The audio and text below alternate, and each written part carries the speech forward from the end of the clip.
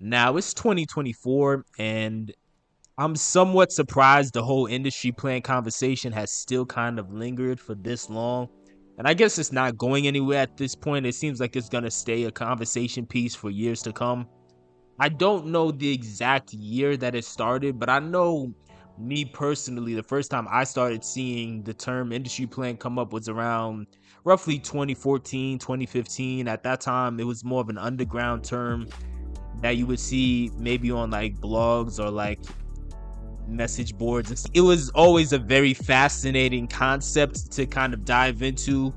So much so that about 8 years ago now, it's been about 7 or 8 years, I made a song called Industry Plant, where in that song I was actually trying to discuss the topic from different angles and not just focus on attacking the artists themselves, but kind of going into different perspectives. It's a fascinating but still a nuanced and complicated topic that I think gets misunderstood in many ways. And I want to get into the ways that I think it's kind of misunderstood. But first, make sure you guys hit the like or subscribe button and leave a comment below on the topic. But, a big misconception about the concept of an industry plan or the conversation that people have around it is that people assume that you're automatically saying that the artist is not talented, which in most cases is not what people are trying to get across. Like, I mean, don't get me wrong, you do have some scenarios where you have an artist who is blatantly terrible and it's just clear as day that he or she is just god awful. But most people who are industry plants are talented. It's very rarely calling them that is very rarely a knock on their actual talent.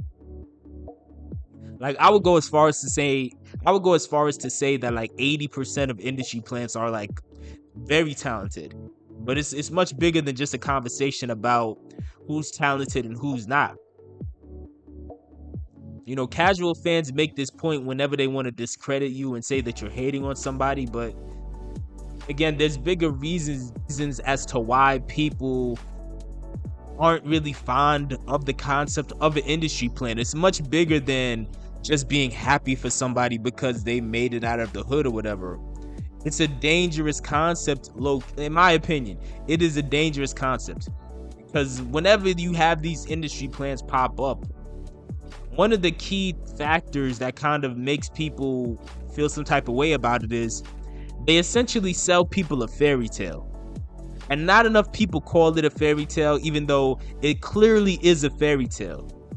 They're selling this concept that this artist who wasn't taking music serious, because that's always the common theme. They always got to make it this scenario where the artist didn't want to be a musician. They didn't care about music. They just, for one reason or another, just so happened to try to make a song one day. They recorded it on their phone or whatever, uploaded it, and miraculously, 24 hours later, the song got 30 million views. It got a remix from Drake or J. Cole, and they're like going on tour across the country. Like, that's a fairy tale scenario. I'm not saying it's flat out impossible, but it's extremely unlikely.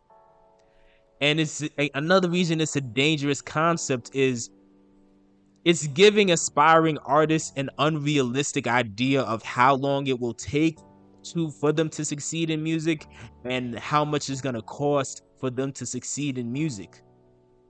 Whether people want to realize it or not, most artists, they're not recording songs on their phone and then uploading it. Like, most of the music you're hearing is music that it took time to make. And guess what? You got to spend money to go to the recording studio. People that don't make music, they don't understand how much money you have to come out of your own pocket with. That money adds up very fast. Whether you try to do it yourself the DIY way, or whether you go the route of trying to go to a regular studio, either way, it's going to add up fast. Because you got to pay these studios by the hour. And if you want to engineer, some studios, the engineer might mix it on the spot for you. But other studios, the engineer, they're going to charge you separately by the hour to mix and master it. And even if you try to do it yourself, you still gotta pay to get the equipment. So it's still going to cost you time and money. And that's just to record it.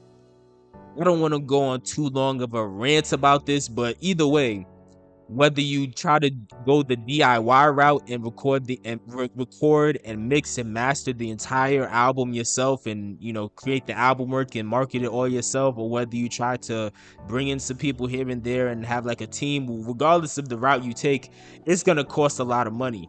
And when these artists sell fairy tales about how they just on a whim decided that they wanted to make some music, and all of a sudden everything just fell into place perfectly after one song gets released, that's complete nonsense. That is complete nonsense, and it's not giving aspiring artists, a realistic idea of what it will take and how much it will cost. Because for most artists, realistically, they're gonna have to go out here and try to put out a couple albums, mixtapes, whatever you want to call it. They're gonna have to try to put out a lot of material themselves. They're gonna have a lot of trial and error. They're gonna bump their head a few times. They're still trying to learn what type of music they want to make. And then also it's gonna take time to build up a fan base, like a real fan base organically. That's gonna take time. And with a lot of these industry plants, more often than not, they try to make it seem like just this person just effortlessly just popped up with one song and miraculously has 10 million fans. And that's not giving people a realistic expectation. And some of you might hear this and say, oh, who cares? Why does it matter? It matters because there's a lot of aspiring artists who we'll never hear about. We will never hear about these people. There's a lot of aspiring artists who we'll never hear about because they're going to prematurely quit on their journey, because a lot of industry plants are giving them this false impression that if they don't miraculously go viral and become a star within 2 months, 3 months, 6 months, a year, then they must not be good enough. When in reality, that's not the case for many of them. Many of them, they may need a couple years to really build up some traction, but if they stuck with it, there's a chance they could have success at their dream. And there's a chance that they could actually make a style of music that could dramatically influence the genre going forward. And we're missing out on that. We're missing out on that because some of those people, they're just simply not gonna be able to maintain that creative inspiration for long, and they're feeling discouraged. Another aspect of why many people get rubbed the wrong way by industry plants is because it makes fans not value music. It makes them value music even less than they already do. We already live in the aftermath of the file sharing era and Napster and LimeWire. We already live in the aftermath of all that. So because of that, many fans, they've already experienced having free music for most of their lives. So unfortunately, a lot of fans, they already don't value music that much because to them, music is just this abundant thing that they don't have to pay for. And it doesn't help when you got artists coming out selling them a fairy tale about how they put very little effort into making music and somehow miraculously they became an overnight musical sensation. If they already don't value the music itself because of how free and abundant it is, you think you telling them this fairy tale about how you put very little money and effort into it is gonna make them value it anymore? No, they're not gonna value it at all. They're gonna take it even less seriously than they already take it. They're gonna respect it less than they already do. And I think a lot of people overlook that. Some people may say, why does it matter? Well, it matters because if you're trying to build a business off the back of the music, off the back of the thing that you're passionate about, which is the music, it's going to be harder and harder and harder as the years go on to try to sell to audiences, when so many of these audiences, whether consciously or subconsciously, they're conditioned to not value music like that. Another reason I think the whole industry plan concept can kind of rub people the wrong way is because it manipulates fans who prefer to support indie artists. Even though there's a lot of casual fans who don't care or only want to listen to whatever their friends like, there's also a lot of people out there that are genuinely big music fans. They want to hear music, they want to learn about new artists, they want to be the person who could introduce people to new artists and put them on and stuff like that. Like, they take a lot of joy in that. And a lot of these labels pushing these industry plans, they know that. And that's why they try to lie and say these artists are independent in the first place.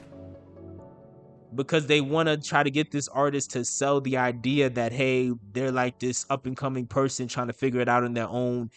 That way they could attract those type of fans and try to just reel in as many of them as possible.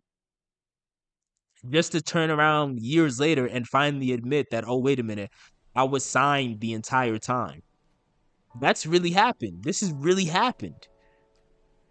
There are artists that I can name right now who had entire songs talking about F the label, I'm independent, I'm this and that, just for them to come out a year later and be like, oh yeah, I actually signed my record deal like 3 years ago. But again, those are just a few things, a few areas that I feel are kind of overlooked in the whole industry plant conversation. Let me know what your thoughts are in the comment section below.